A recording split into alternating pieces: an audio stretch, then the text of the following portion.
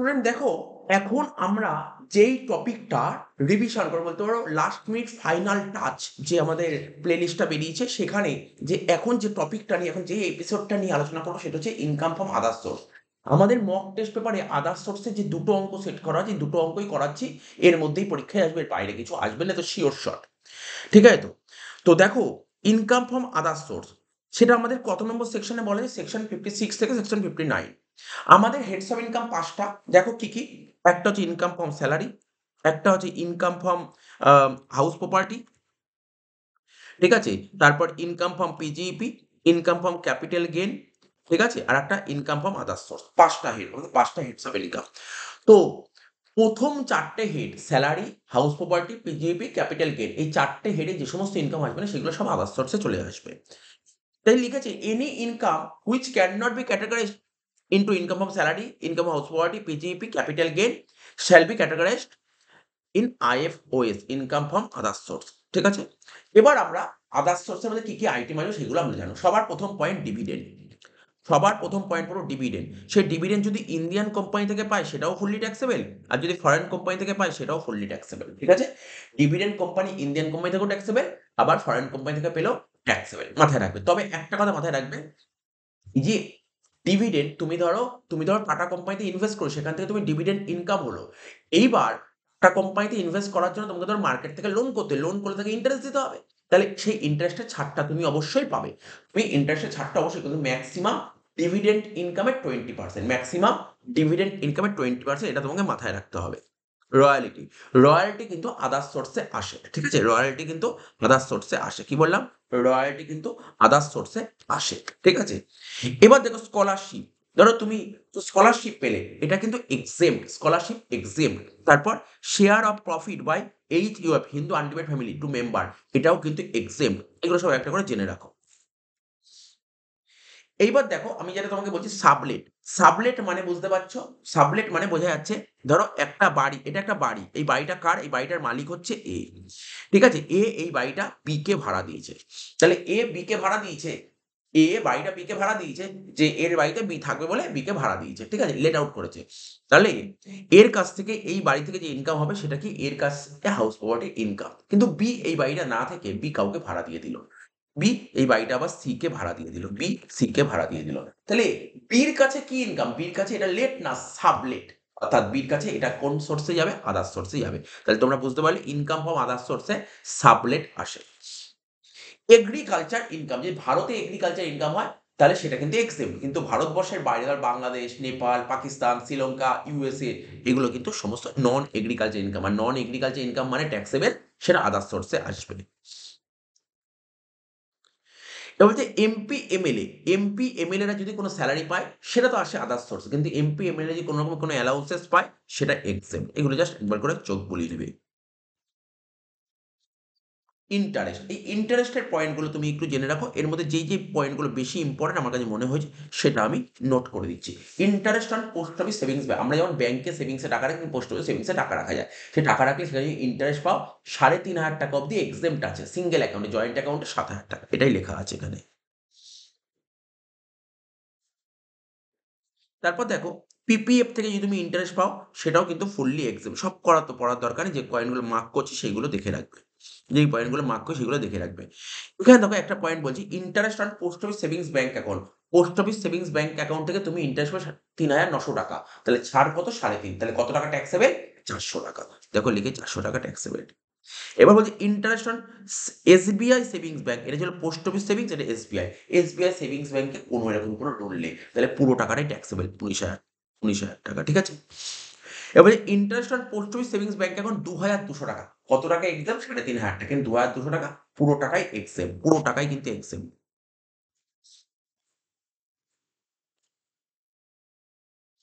এবার দেখো গিফট সম্পর্কে একটু জেনে রাখো।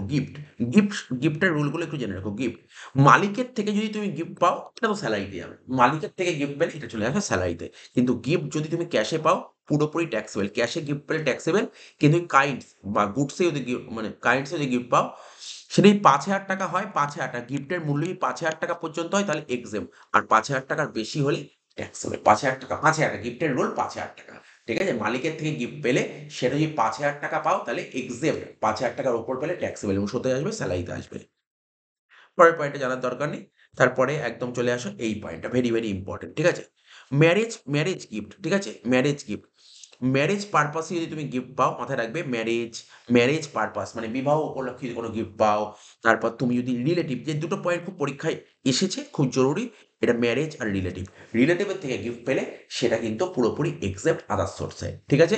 আর ম্যারেজ পারপাসে গিফট পেলে ওটাও কিন্তু এক্সেপ্ট আদার্স সোর্সে। বোঝা গেল? আচ্ছা, অন্য কারো থেকে, অন্যান্য কারো বন্ধু-বান্ধবের থেকে গিফট পেলে, বয়ফ্রেন্ড, গার্লফ্রেন্ড, ঠিক আছে? ফ্রেন্ড, এদের থেকে গিফট পেলে। নিয়মটা কি বলছে? নিয়মটা কি বলছে? বলছে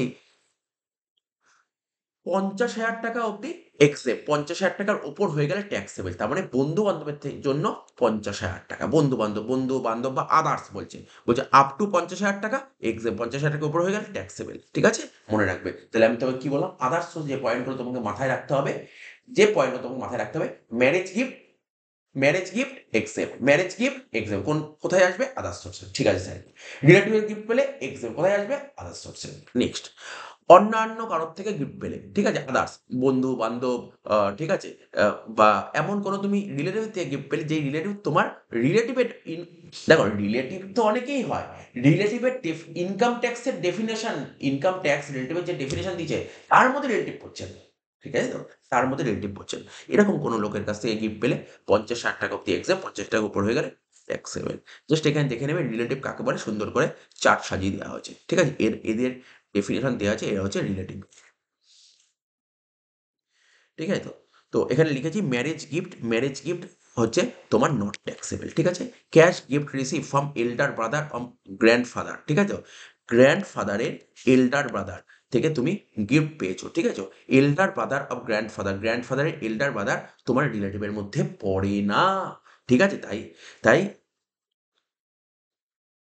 ঠিক আছে? তাই এটা ট্যাক্সেবল হবে না। বোঝা গেল? নট ট্যাক্সেবল লিখতে হবে। ক্যাশ গিফট ফ্রম ফ্রেন্ডের থেকে, তুমি বন্ধুর থেকে ৬০,০০০ টাকা গিফট পেয়েছো, তাই তো? ৫০,০০০ টাকা অব্দি এক্সেপ্ট, ৫০,০০০ টাকার উপর হয়ে গেলে ট্যাক্সেবল। ফ্রেন্ড রিলেটিভ নয়, but this amount is except.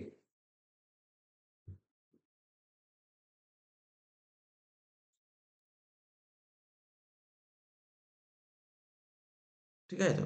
এখানে ৬০,০০০ টাকা দিয়েছে, এটা এক্সেপ্ট না, but this amount is taxable. This amount is taxable লিখতে হবে। Cash gift receive from elder sister. তো এল্ডার সিস্টার, এল্ডার সিস্টার মানে তুমি বুঝতেই পারছো, এল্ডার সিস্টার হচ্ছে তোমার রিলেটিভ। তাহলে রিলেটিভ থেকে গিফট পেলে কি হয়? স্যার রিলেটিভ গিফট পেলে এক্সেপ্ট, তাই লিখেছি এটা এক্সেপ্ট। তাহলে কি বুঝতে পারলে? Marriage gift except. ঠিক আছে? রিলেটিভ থেকে গিফট পেলে এক্সেপ্ট।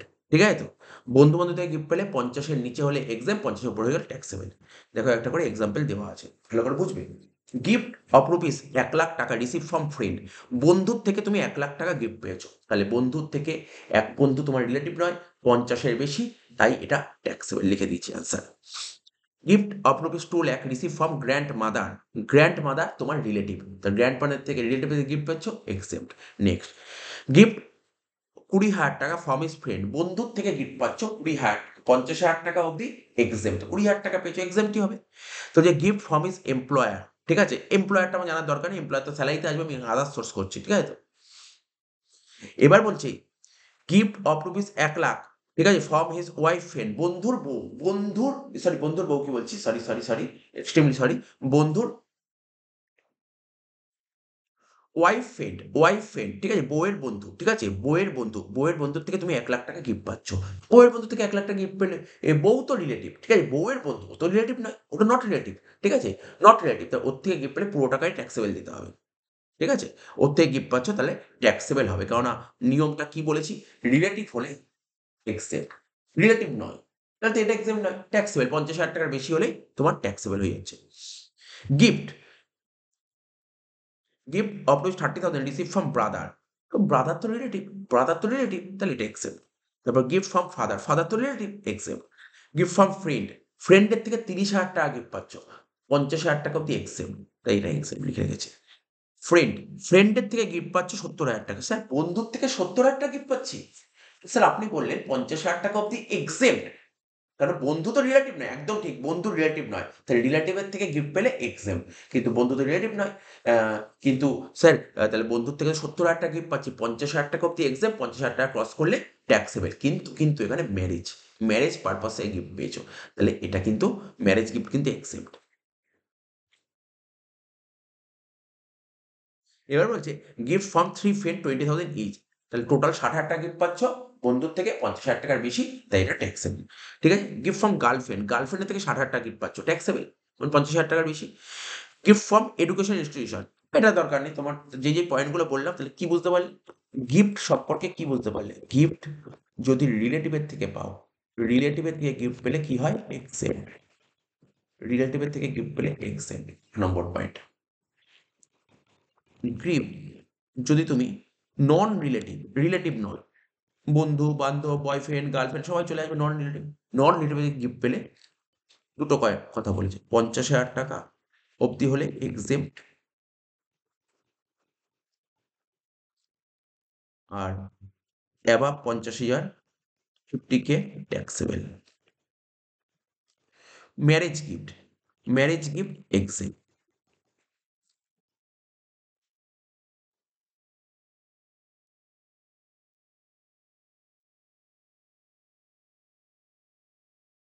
হয়ে গেল। তারপর কি বলছে, fees received by director, director যদি বোর্ড মিটিং অ্যাটেন্ড করার জন্য ফিস পায়, সেটা আদার সোর্সে আসে, ঠিক আছে, আদার সোর্সে আসে, ফ্যামিলি পেনশন, মাথায় রাখবে ফ্যামিলি পেনশন। ফ্যামিলি পেনশন সম্পর্কে রুলটা কি,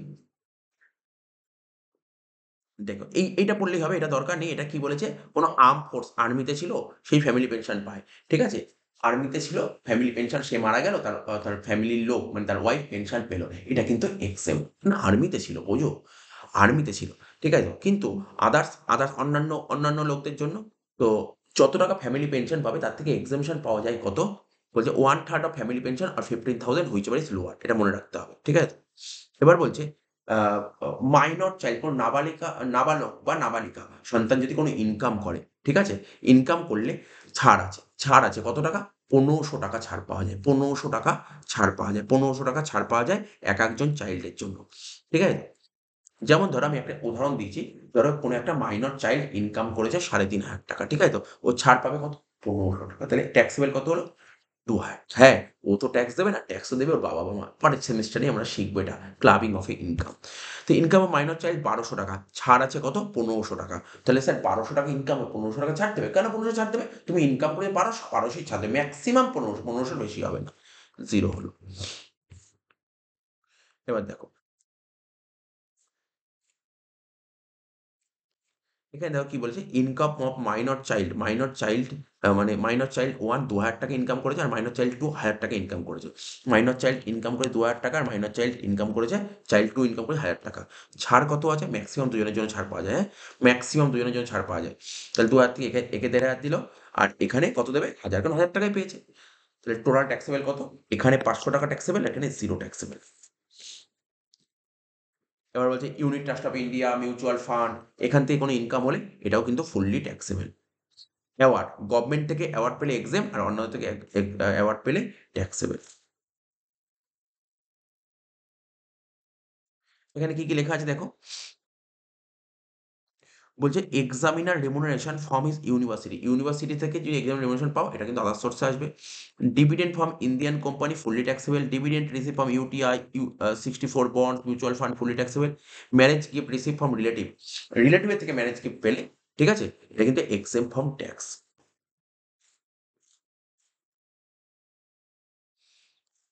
আর কেউ জানার দরকার নেই, আর কেউ জানার দরকার নেই, ডাইরেক্ট আমার চলে আসে লটারি ইনকাম। হ্যাঁ, লটারি ইনকাম জিনিসটা কি, লটারি ইনকাম হলে কিন্তু এটা আদার সোর্সে আসে, ঠিক আছে, কিন্তু গ্রস অ্যামাউন্টটা আসে।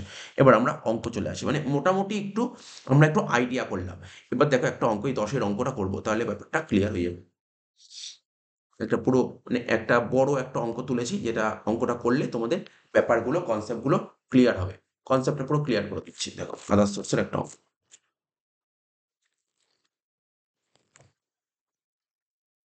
অ্যামাউন্টে দুটো ঘর কাটবো। তো দেখো প্রথম পয়েন্ট বলেছে কি, ফ্যামিলি পেনশন, যেটা আমি তোমাকে শেখালাম। কত টাকা ফ্যামিলি পেনশন পেয়েছো? স্যার 4,500 টাকা করে ফ্যামিলি পেনশন পেয়েছি। তাহলে এখানে লিখবে family pension,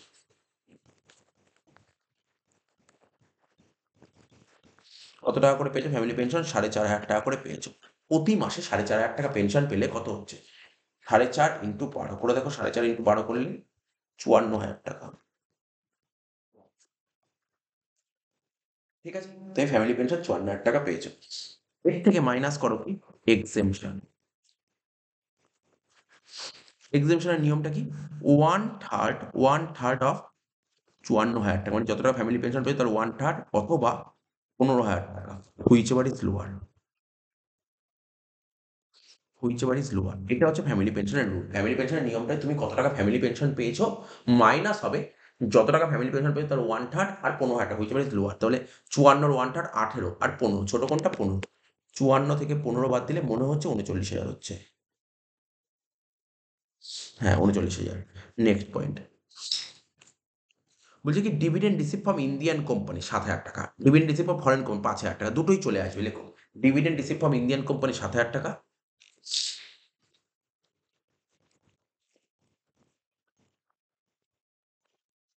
dividend receive from Indian company 7,000 টাকা, যেটা বাইরের ঘরে পাঠায়। Dividend receive from foreign company 5,000 টাকা। নেক্সট কি বলেছে? নেক্সট বলেছে সাবলেটিং। বলেছিলাম সাবলেটিং কিন্তু আদার সোর্সে আসে। তাহলে তুমি সাবলেট করেছো, সাবলেট করে তুমি কামিয়েছো কত করে? 6,000 টাকা করে প্রতি মাসে কামিয়েছো। তাহলে লেখো ইনকাম ফ্রম সাবলেটিং। লেখো ইনকাম ফ্রম সাবলেটিং। সাবলেটিং করে তুমি প্রতি মাসে 6,000 টাকা করে কামিয়েছো। তাহলে প্রতি মাসে 6,000 টাকা কামালে বছরে 72,000 টাকা কামিয়েছো। এর থেকে সাবলেটিং থেকে কিছু খরচা বাদ যায়, ঠিক আছে? কিছু কিন্তু খরচা বাদ যায়, ঠিক আছে? তুমি ভাবো তুমি কারোর একটা বাড়ি ভাড়া নিয়েছো থাকবে বলে, তুমি না থেকে অন্য কাউকে ভাড়া দিয়েছো, ঠিক আছে? তো তার থেকে তো তুমি 6,000 টাকা করে নিলে, কিন্তু বাড়িওয়ালাকে তোমার ভাড়া দিতে হবে, তাই স্যার ভাড়া দিতে হলে খরচাটা বাদ যাবে। তাহলে কি খরচা? Rent paid. লেখো রেন্ট পেড। কাকে রেন্ট পে করবো? বাড়ির মালিককে, ল্যান্ডলর্ডকে। রেন্ট পেড টু ল্যান্ডলর্ড কত টাকা? 4,500 টাকা করে পে করবো, 4,500 টাকা। তাহলে 4,500 ইন্টু 12, এটাও 54,000 হচ্ছে। দেখো 4,500 ইন্টু 12 করলে 54,000 হচ্ছে। আর কি? Municipal tax. এখানে আর কি পে করতে বলেছে? বলছে তোমার এই আমাকে বলেছে কি মিউনিসিপাল ট্যাক্স পে করতে হবে 2,000 টাকা। তাহলে এটাও খরচা বাদ যাবে। লেখো খরচা বাদ যাবে, মিউনিসিপাল ট্যাক্স 2,000।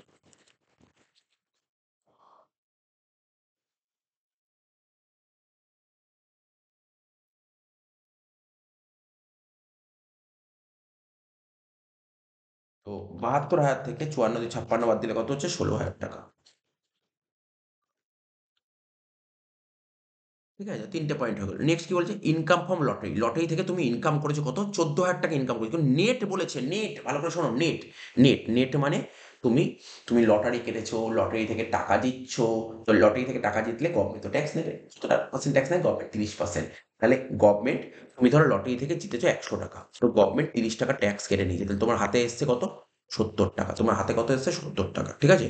হাতে কত এসছে? 70 টাকা। তাহলে এই 14,000 টাকাই তো 70 টাকাকে রিপ্রেজেন্ট করছে, তাই না? 14,000 টাকাই তো 70 টাকাকে রিপ্রেজেন্ট করে। তাহলে পুরো পুরো অ্যামাউন্ট কত? পুরো অ্যামাউন্ট কত? তাহলে লেখো income from lottery, gross amount লিখতে হবে।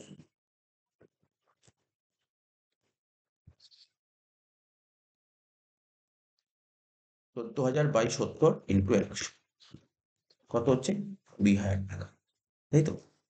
তোমার লটারি থেকে ইনকাম করেছে ধরো 100 টাকা, গভর্নমেন্ট 30 টাকা কেটেছে। তাহলে তোমার হাতে এসছে কত? 70 টাকা। তাহলে তোমার হাতে কাটা এসছে 14,000। 14,000ই তো 70, তাহলে 100 কত? গ্রস অ্যামাউন্টটা নিতে হয় এখানে। আচ্ছা, হয়ে গেল। তারপর বলছে কি interest on post office savings bank account. Post office savings bank থেকে তুমি 2,000 টাকা ইন্টারেস্ট পেয়েছো। নিয়ম কি বললাম? 3,500 টাকা অবধি ছাড় আছে। তাহলে লেখো interest on post office savings bank account কি হবে? নীল হবে। কেন? 3,500 টাকা অবধি এক্সেপ্ট। ব্যাকেটে লিখে রাখো এক্সেপ্ট আপ টু রুপিস 3,500 টাকা সিঙ্গেল অ্যাকাউন্ট। এটা জয়েন্ট অ্যাকাউন্ট হলে এটা হয়ে যেত 7,000 টাকা। নেক্সট কি বলেছে? নেক্সট বলেছে director fees for attending company board meeting. কোম্পানির বোর্ড মিটিং অ্যাটেন্ড করার জন্য ডিরেক্টর ফিস পেয়েছে। এটা কিন্তু আদার সোর্সে আসে।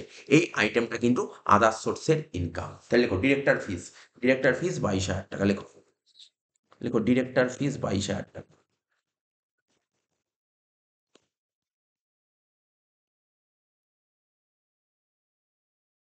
এবার হচ্ছে income from agriculture, income from agriculture. ল্যান্ডটা আছে কোথায়? ল্যান্ডটা বাংলাদেশে। তাহলে বাংলাদেশ তো ভারতবর্ষের মধ্যে পড়ে না, বাংলাদেশ ভারতবর্ষের বাইরে, বিদেশ। তার মানে তুমি ফরেনে যদি তুমি কোনো এগ্রিকালচার করো সেটাকে এগ্রিকালচার ইনকাম বলে না, সেটাকে নন এগ্রিকালচার ইনকাম বলে। আর নন এগ্রিকালচার ইনকাম চলে আসে আদার্স সোর্সে। লেখো কি লিখবে? Income from agriculture. আর লেখো non agriculture income in Bangladesh 25,000 টাকা। লেখো নন এগ্রিকালচার ইনকাম,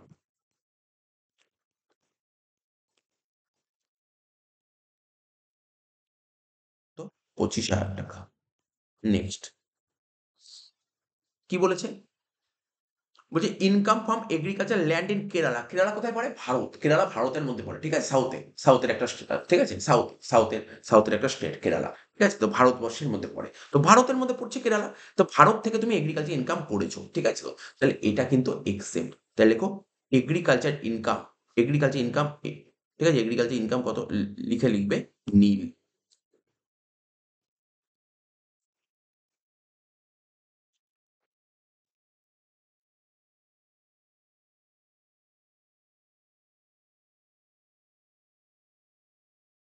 ওই যে উইনিং ফ্রম হর্স রেস, তাই তো? উইনিং ফ্রম হর্স রেস মাথায় রাখবে। তুমি হর্স রেস থেকে জিতেছো, ঠিক আছে? হর্স রেস থেকে উইন করেছো 13,200, এর জন্য খরচা করে 2,000 টাকা। মাথায় রাখবে উইনিং ফ্রম হর্স রেস থেকে কোনো রকমের খরচা ছাড় পাওয়া যায় না, ঠিক আছে? তো হ্যাঁ, তবে যদি owning and maintaining horse race থাকে তাহলে কিন্তু খরচাটা ছাড় পাওয়া যায়, ঠিক আছে? তো উইনিং ফ্রম হর্স রেস তুমি 13,200 টাকায় লিখবে। লেখো উইনিং ফ্রম হর্স রেস 13,200 টাকা।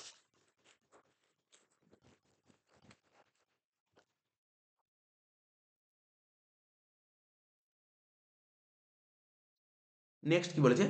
Gift receive from a friend, বন্ধুর থেকে তুমি গিফট পাচ্ছ কি ম্যারেজ অকেশন, তাহলে ম্যারেজ গিফট, ম্যারেজ গিফট তো এক্সেপ্ট। তাহলে লেখো marriage gift except. Next last point, accrued interest on NSC, ঠিক আছে?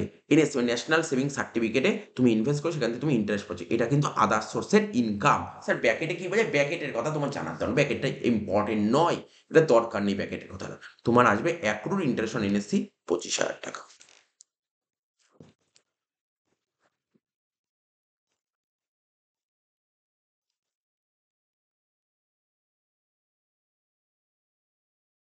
ব্র্যাকেটে যে কথাটা লেখা আছে এই পরের সেমিস্টারে ওই ব্র্যাকেটের কথাটা থাকবে। অ্যাকচুয়ালি তখন ডিডাকশন বলে একটা চ্যাপ্টার শিখবো, ওখানের মধ্যে ওই ব্র্যাকেটের কথাটা খুব গুরুত্বপূর্ণ আছে। ঠিক আছে? এখন নেই। তো যে ৩৯ আর ৭ ৪৬, ৪৬ আর ৫ ৫১, ৫১ আর ১৬ তোমার ৬৭, ৬৭ আর কুড়ি ৮৭, ৮৭, 87 প্লাস ৪৭, ১,৩৪,০০০ প্লাস ২৫ মানে হচ্ছে ১,৫৯,০০০, ১,৫৯,০০০ যোগ ১৩ তোমার হচ্ছে ১,৭২,২০০। অ্যান্সার হলো কত? ১,৭২,২০০ ব্যাস অঙ্কটা শেষ। অঙ্কটা শেষ। এটা হয়ে গেল ইনকাম ফ্রম আদার সোর্সেস। আমার মতে বলে এই একটা অঙ্ক এনাফ অঙ্ক। একটা অঙ্ক এনাফ অঙ্ক। এই অঙ্কটা করলে তোমার অনেক কিছু ক্লিয়ার হয়ে যাবে। আচ্ছা, আরেকটা অঙ্ক ছিল ইনকাম ফ্রম আদার সোর্স, আমরা ২ টো অঙ্ক সেট করেছি।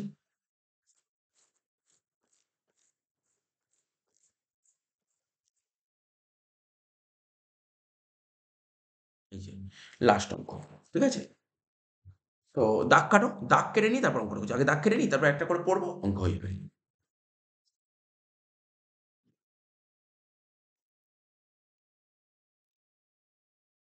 কি বলেছে?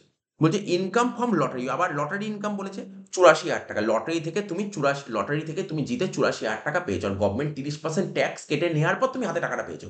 তাহলে তুমি অ্যাকচুয়ালি লটারিতে জিতেছিলে কত? স্যার ৮৪,০০০ টাকা, গভর্নমেন্ট ৩০ টাকা কেটে নিয়েছে মানে ৭০ টাকা পেয়েছো। মনে হচ্ছে ১,২০,০০০ হবে। দেখো ৮৪,০০০ ইন্টু ১০০ বাই ৭০, তো ১,২০,০০০ একদম ঠিক। তো লিখবো কি? Income from lottery ১,২০,০০০। লেখো, প্রথমে লেখো ইনকাম ফ্রম লটারি ১,২০,০০০।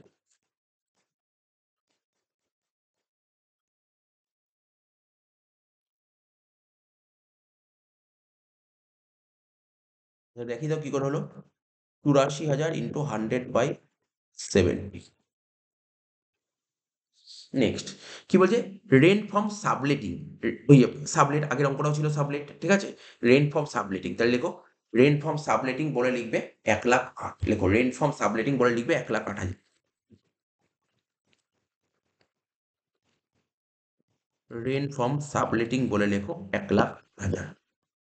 ঠিক আছে? রেন্ট ফ্রম সাবলেটিং বলে 1,08,000 টাকা। তার মানে ওই একই কথা, আজকে তুমি কারোর বাড়ি ভাড়া নিয়েছো, তুমি থাকবে, তুমি না থেকে অন্য কাউকে থাকতে দিয়েছো। যাকে থাকতে তার থেকে ভাড়া নিচ্ছ, তার থেকে ভাড়া নিচ্ছ 1,08,000। এইবার তুমি ভাড়া নিতে হবে না, তুমি যার থেকে বাড়ি ভাড়াটা নিলে তাকে তো টাকা দিতে হবে। তাকে তো টাকা দিতে হবে বাড়ির মালিককে। তাহলে এখানে মাইনাস করবো রেন্ট পেইড, কত টাকা রেন্ট পে করেছো। দেখো, রেন্ট তুমি কত টাকা পে করেছো। বলছে রেন্ট পে করেছো কত, রেন্ট কালেকশন চার্জেস। ঠিক আছে? আচ্ছা দেখি একটা করে, রেন্ট পে করেছি স্যার 84,000 টাকা, তাহলে লেখো রেন্ট পে 84,000 টাকা। হয়ে গেল, রেন্ট পে 84,000 খরচা, যত খরচা করো সব বাদ যাবে। আর কি খরচা করেছো, রেন্ট কালেকশন চার্জেস, এই টাকাটা কালেক্ট করার জন্য তোমাকে 18 টাকা খরচা করতে হয়েছে, এটাও মাইনাস হবে, লেখো রেন্ট কালেকশন চার্জেস।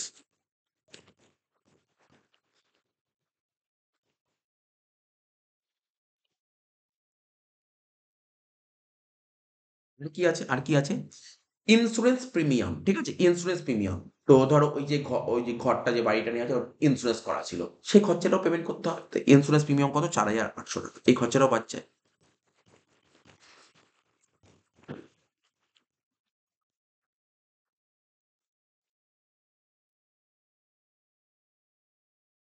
আর কি বলেছেন, স্যার ডেপ্রিশন আসবে না, ডেপ্রিশন বেকার, এইটা আসবে না। হ্যাঁ, ডেপ্রিশনটা কিন্তু আসবে না, ডেপ্রিশন বা ঘরের আবার ডেপ্রিশন ও কেন দেবে, কেন দেবে, ওটা তো মালিককে বিয়ার করতে হবে না, যে ল্যান্ডলর্ডকে ডেপ্রিশন বিয়ার করতে হবে।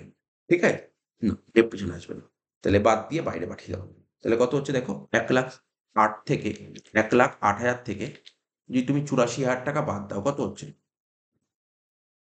24,000। 24,000 থেকে তুমি 1,800 বাদ দেবে, কত, ওই 22,200, তার থেকে আবার 4,800 বাদ দেবে, কত হচ্ছে, 17,400 টাকা। নেক্সট। তাহলে আমরা এ নম্বর পয়েন্ট করলাম, বি নম্বর পয়েন্ট করলাম, সি নম্বর ফ্যামিলি পেনশন, আগের অঙ্কেই ছিল কিন্তু ফ্যামিলি পেনশন, ঘাবড়ে যাওয়ার কিছু নেই, আগের অঙ্কে ফ্যামিলি পেনশন ছিল।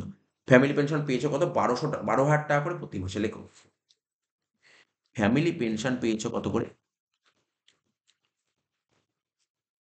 12,000 টাকা করে প্রতি মাসে। তাহলে 12,000 ইন্টু 12 কত হবে, 1,44,000।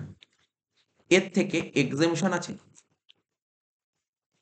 এক্সেমশনের নিয়মটা কি, এক্সেমশন নিয়মটা হচ্ছে 1/3 অফ ফ্যামিলি পেনশন, মানে 1,44,000, 1,44,000 1/3 অর 15,000 টাকা, হুইচ এভার ইজ লোয়ার।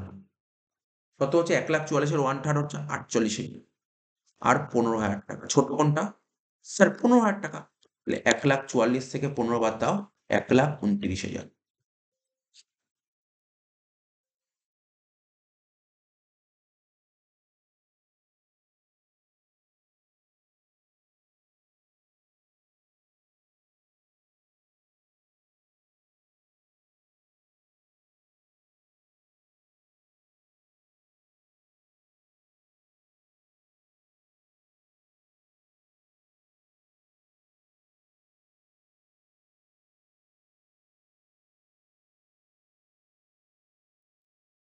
ঠিক আছে? ফ্যামিলি পেনশন হয়ে গেল। ফ্যামিলি পেনশনের পর এবার কি করব আমরা? যা বুঝতে পারলে, ১ম এ লটারি বলে, হ্যাঁ, লটারি পুরো বুঝে গেছি। ফ্যামিলি পেনশন আগেরটাই করেন, বুঝে গেছি। কিন্তু রেন্ট ফ্রম সাবলেটিং থেকে, তো তুমি যে সাবলেট করেছো, তো যাকে তুমি ঘরটা ভাড়া দিয়ে তার থেকে তো ভাড়াটা পেলে, এবং আ খরচা করতে হবে এদের জন্য। অর্থাৎ বাড়ির মালিককে, তুমি যার থেকে অরিজিনালি বাড়িটা ভাড়া নিলে তাকে তো বাড়ি ভাড়া দিতে হবে। তো বাড়ি ভাড়াটা দিতে হবে। সেই বাড়ি ভাড়াটা মাইনাস হবে, যখন তুমি বুঝতে পেরেছো। আগের অঙ্কে মিউনিসিপাল ট্যাক্স ছিল, ওটা বাদ দিয়েছি। এই অঙ্কে আর এক্সট্রা কি ছিল? ধরো ভাড়াটা তুমি কারোর মারফত টাকাটা কালেক্ট করছো। ঠিক আছে? ভাড়াটা যাকে ভাড়া দিয়েছো কারোর মারফত টাকাটা কালেক্ট করছো। যার মাধ্যমে টাকাটা কালেক্ট করছো তাকে তো কালেকশন চার্জেস দিতে হবে। ঠিক আছে? এই খরচাটাও বাদ যায়। আর কি ছিল? Insurance premium. ওই ঘরের ইন্সুরেন্স করে রাখেছে। ঘরের ইন্সুরেন্স, তাই ইন্সুরেন্স প্রিমিয়ামটা বাদ যায়। ব্যাস। ডেপ্রিসিয়েশনটা বাদ যায় না। এটা বললাম ডেপ্রিসিয়েশন। তো বাড়ির ডেপ্রিসিয়েশন এটা কেন হবে? এই খরচাটা কেন যে যাকে ভাড়া দিয়ে সে বিয়ার করবে। ঠিক না? আচ্ছা, international post office savings bank account কত বলে? ৬,০০০ টাকা, লেখো।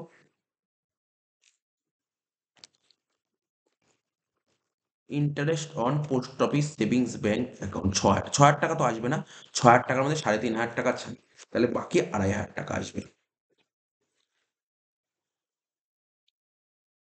নেক্সট কি বলেছে? বলছে rent by way of letting plant and machinery along with building. ঠিক আছে তো? মানে এটা অ্যাকচুয়ালি কম্পোজিট রেন্টের কথা বলেছে। মানে একটা বাড়ি ভাড়া দেওয়া হয়েছে প্ল্যান্ট অ্যান্ড মেশিনারি সমেত। ঠিক আছে?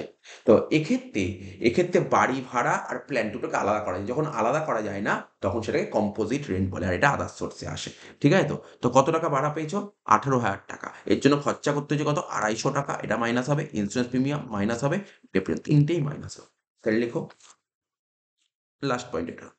তো লেখো rent by way of letting, rent by way of letting, rent by way of letting plant and machinery.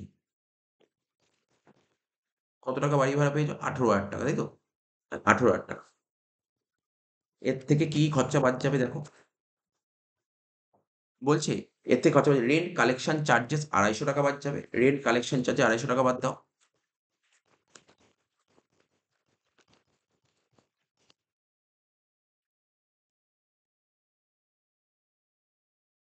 আর কি বাদ যাবে?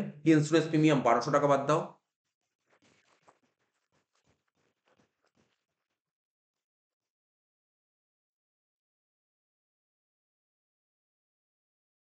আর কি বাদ যাবে? আর কি বাদ যাবে?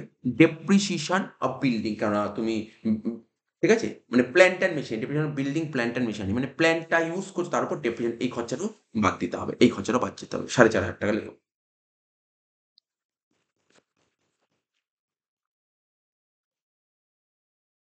তাহলে কি খরচা বাদ যায় এগুলো দেখতে হয়। ঠিক আছে? এগুলো জাস্ট রুল ব্যাস শেষ হয়ে গেল। শেষ হয়ে গেল অঙ্ক শেষ। 18,000 মাইনাস 250 মাইনাস 1200 মাইনাস 4,500 কত হচ্ছে? 12,050 টাকা।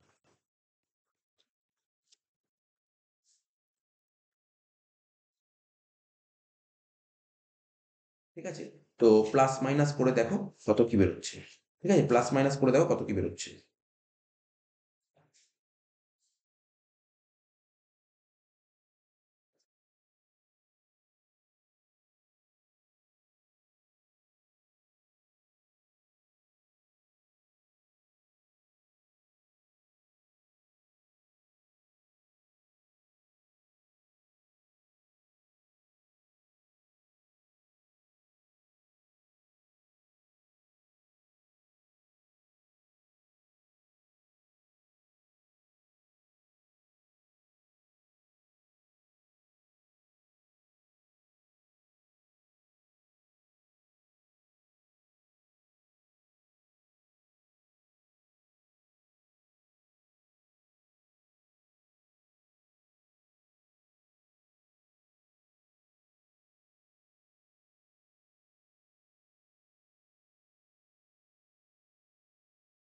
কত হচ্ছে? 1,20,000 যোগ 17,400 যোগ 1,29,000 যোগ 2,500 যোগ 12,050 টাকা।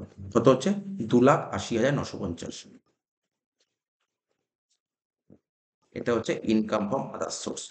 তো দেখো এই ক্লাসটা শেষ হয়ে গেল। ঠিক আছে? এই ক্লাসটাও শেষ হয়ে গেল। তার মানে আমরা এখনো পর্যন্ত কি শেষ করেছি তোমাদের সামনে? লাস্ট মিনিট ফাইনাল টাচ দিয়েছি, হাউস প্রপার্টি দিয়েছি, স্যালারির পুরো পার্ট দিয়ে দিলাম, আদার্স সোর্স দিয়ে দিলাম। ঠিক আছে? আর এক্সেমটেড ইনকাম দিয়ে দিলাম। ঠিক আছে তো? এরপরে আমাদের আসছে ক্যাপিটাল গেইন। এরপরের যে ভিডিওটা আসবে সেটা হচ্ছে ক্যাপিটাল গেইন আসবে। চলো এই ভিডিওটা এখানে শেষ হয়ে গেল। তো তোমরা ভিডিওটা অবশ্যই বন্ধু-বান্ধবদের মধ্যে একটু শেয়ার করে দিও। আর ভিডিও যারা লাইক করো লাইক করে দাও এবং ভিডিওর মধ্যে অবশ্যই তোমাদের একটা ভ্যালুয়েবল কমেন্ট। তো চলো টাটা বাই বাই ধন্যবাদ।